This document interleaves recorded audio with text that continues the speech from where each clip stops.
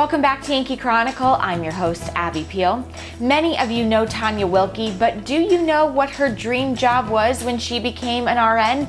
Let's learn more. Hi, Tanya.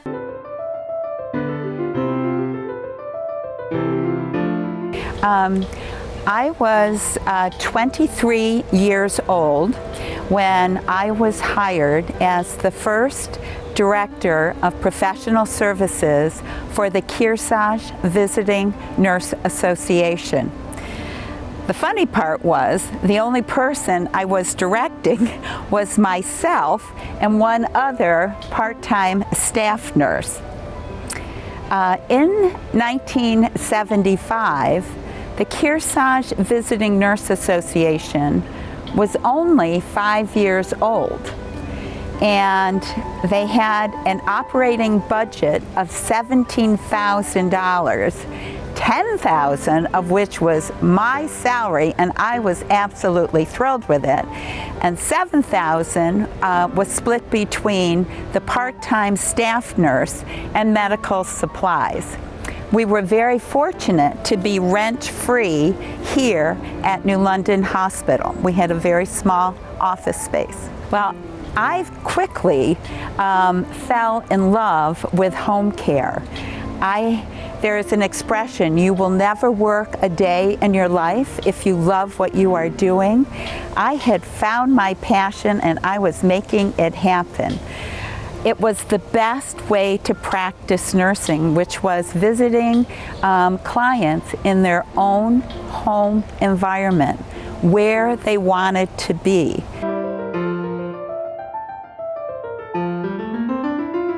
Well, when I sort of think back of the 15 years I was at the VNA and what some of our sort of major accomplishments were during that period of time, clearly developing the maternal child health program comes to mind. We were fortunate that Charles Albano was the first.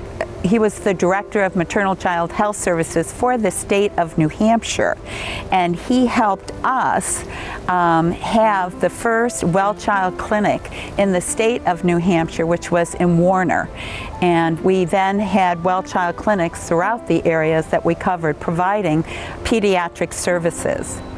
Another major accomplishment during that period of time had to be merging the Newport Home Health Agency. Sharon Urban was the executive director, and it was a wonderful person to work with the Kearsarge Visiting Nursing Association, forming the Lake Sunapee Region VNA, and we expanded our catchment area from 7 towns to 17 towns, and greatly expanded the services that we could offer. Another major accomplishment was becoming a Medicare certified hospice during that period of time.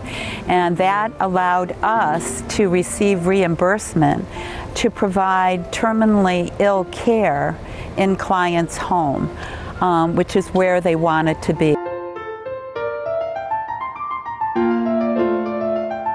So there was no GPS, there was no cell phone service, and the maps didn't have many of the back roads on them that I needed to travel to see clients. I was fortunate that Brad White, some of you listening may remember him as a realtor in New London, he would find my car pulled along the side of the road and pull up and say, "KVNA, are you lost again?" So getting lost was one struggle. Bad weather, we were like the postman. We would, deliver neither snow nor rain nor heat nor the gloom of night could keep us from our route. Well, it was the same with the visiting nurses. We went out in all kinds of weather. I remember Addie Stewart, a visiting nurse from Bradford, who went out on a snowmobile in a blizzard to provide much needed services to a client. Interesting. Next week, we'll hear more about her first years at the VNA. When we come back, we'll hear more about the KARS program to provide automobiles to those that need but can't afford them. But first, another edition of the businesses that serve you and our Yankee Chronicle.